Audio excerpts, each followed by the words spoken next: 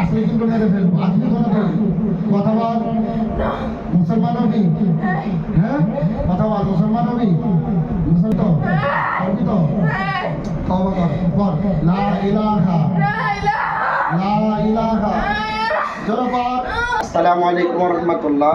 এই যে আমরা হচ্ছে এক ভাই ওয়াইফের জিন্নাতের যে সমস্যা ছিল, আমরা তাকে রোকেয়া করলাম। এই দেখেন, একটা তাবিজ মুসির কাছ থেকে নিয়েছে। এই যে তাবিজ, এই তাবিজই কিন্তু কোনো উপকার দেয় না, বরঞ্চ মৃত্যুর দিকে প্রতিনিয়ত ঠেলে দিচ্ছে। তো এই যে এই রুগীটাকে আমরা হচ্ছে রোকিয়া করলাম। তার ঘরে 4টা জিন ছিল এবং অনেক সমস্যা করতো। তার স্বামীর কাছে আমরা একটু শুনি, ভাই আপনার ওয়াইফের কী কী সমস্যা হতো? আমার ওয়াইফ হঠাৎ করে মাঝরাতে কান্নাকাটি শুরু করতো। জি জি। তারপর হচ্ছে আমার সাথে উগ্রপন্থী ব্যবহার, কথাবার্তা।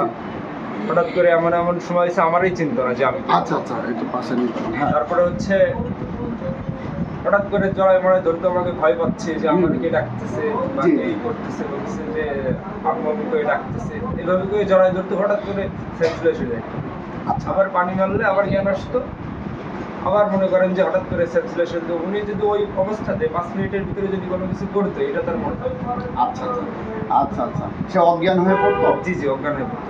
আচ্ছা আচ্ছা, তো এরকম 9 মাস যাবত সে ভুগতেছিল? জি জি জি। আচ্ছা, তো আপনারা তো সঠিক কোনো ট্রিটমেন্ট পাচ্ছিলেন না। এখানে আসার পরে ইনশাল্লাহ সে পরিপূর্ণ সুস্থ? জি, এখন আলহামদুলিল্লাহ। এই যে আমাদের রোকেয়ার যে রোগী, এই যে সেই জিন্নাতের সেই রোগীটা এখন পরিপূর্ণ সুস্থ। এই যে ভাই হচ্ছে ওয়াইফ, আমরা একটু তাদের আত্মীয় স্বজনের কাছে শুনি। এই যে যার মেয়ে, তার কাছে শুনি। কতদিন ভুগতেছিল আপনার মেয়ে? আমি বুঝতে পারিনি।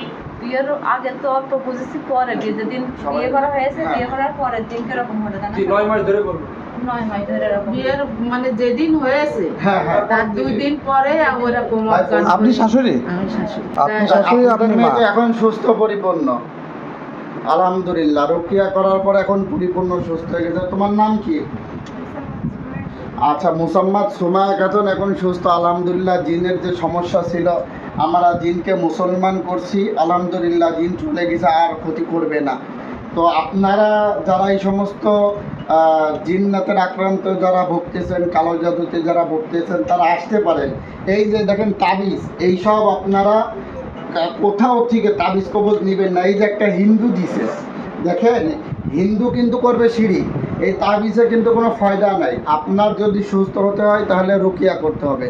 যাক, আপনারা সবাই ভালো থাকেন, সুস্থ থাকেন, এই কামনা করেই শেষ করছি। আসসালামু আলাইকুম ওয়া রাহমাতুল্লাহ। আস্তে আস্তে হবে না, মুখের ওইটা আটকায় দেন, মুখের ওইটা মাস্কটা পরাই দেন। হ্যাঁ।